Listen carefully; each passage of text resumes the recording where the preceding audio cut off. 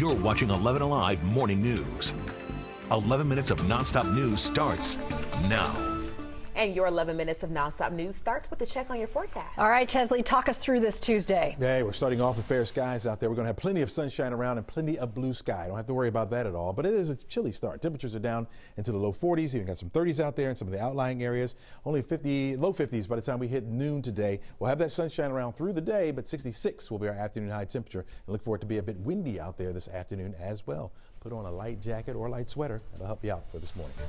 Let's go to breaking news now because a 3-month-old is missing, and as each hour passes, there's more concern about his safety. Police say he could be in extreme danger. Take a moment to look at your screen. This is his picture. Ahmaud Griffin was last seen yesterday on Davis Road in Waynesboro. Police say 27-year-old Travis Griffin abducted him. If you have information or you see him, please call 911 or the GBI tip line. Druid Hills High School is back on a list of buildings in need of serious repairs after students brought attention to what they call disgusting conditions inside their high school with this video. The board says it plans to address some of the problems, but what's shocking is that they say there are other schools that need help just as badly. Christy Diaz is live with more on the board's decision. Good morning, Christy.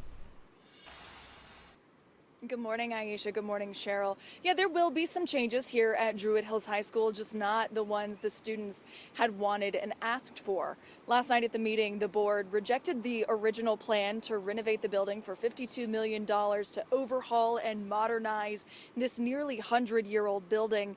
And instead, they decided to spread $36 million across repairs for several schools that they deemed mission critical. Students and parents who attended the meeting last night say this is barely a Band-Aid on what the school needs, and some of the safety concerns they highlighted in the video can't be addressed with simple repairs. But one board member who voted for this new plan considers it a win for students across the county. Not everyone saw it that way. There are signs on a pole that say don't touch the pole or the electrical outlets because you may get shocked. What other school do we have that has that situation in DeKalb County? This decision says to those students, it's okay for you to have to suffer with those conditions. Now, board members argue there's just not enough money there to do the full repairs like the students asked for. As for this new plan, right now, we don't know where that funding is coming from or any update on the timeline. Board members said they will talk about that at another time, but that left students feeling a bit deflated and frustrated. Aisha, back to you. Developing now in Southwest Atlanta, police are trying to figure out what led to a security guard being shot and killed. Investigators were called out to the seafood restaurant on Cleveland Avenue Monday night, but so far they don't have a lot of information to tell us right now. We're going to keep asking questions and let you know when we hear back. Another awful layer to a tragedy in Gwinnett County this morning. The state says the surviving children of a deadly house fire were living in filthy conditions. They're accusing the parents of neglect and abuse after their teenage son was charged with murdering his sister in that Easter fire in Loganville. The Georgia Division of Family and Children's Services says the teen siblings haven't been to school in years and hadn't had showers in months. More stories we're following this morning. The minimum wage is going up in one part of the metro. The Rockdale County Board of Commissioners approving a $15 minimum wage for employees. About 900 people will see the boost reflected in their next paycheck. The county hopes this will help recruit and retain employees. If you own a short-term rental in Atlanta, you'll want to listen to this. You have some extra time to get your licenses in order to avoid facing penalties.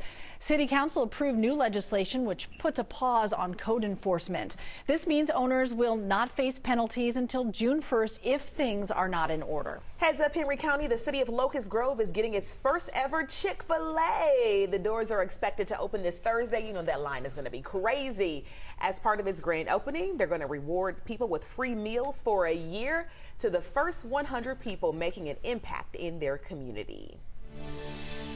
An Atlanta artist is using his talent to support children who's lost their family to war in Ukraine. Look at what Travis Love's latest work is. It's titled Free Ukraine, boldly done in the country's colors of blue and yellow. He says he wanted to show the eyes of a child witnessing war. The hope of freedom he has represented with butterflies in his painting. Love says he feels compelled to support kids orphaned or separated from family in Ukraine. His piece is being auctioned on eBay to support a nonprofit called Ukraine Orphan Outreach. Right now, most people headed to the airport can leave their mask at home for the first time in years.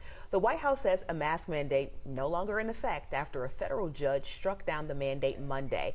Molly Oak is live from the airport this morning. Molly, now we just saw you there 24 hours ago.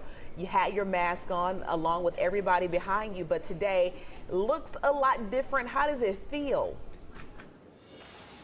It feels odd, not gonna lie. You know, some folks are still wearing their masks, of course, a choice, and some are saying they're over it. Airlines already telling people they do not have to wear a mask. Airlines like Delta, which added it is relieved to see the mandate lifted. Other airlines include United, American, Southwest, JetBlue, among others.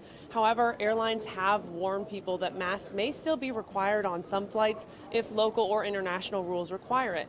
TSA also no longer requiring masks at transportation hubs, which means you won't have to wear a mask inside Hartsfield-Jackson International Airport. We have reached out to the airport for comment. We've not heard back yet, but folks hear some mixed reviews. Some are happy to see it go. Others say they're going to keep wearing the masks on the flights. Guys. All right, seems like things just changed suddenly, Molly. Thank you. Your time right now is 6:55. Here's a look at what you need to know before you head out the door. Accused spa shooter Robert Aaron Long will return to a Fulton County courtroom this morning.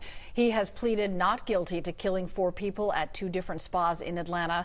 Today's hearing will look at taking the death penalty off the table because, quote, his lawyers argue his brain has not fully developed. Congresswoman Carolyn Bordeaux is handing over more than $1.4 million check to Georgia Gwinnett College this morning.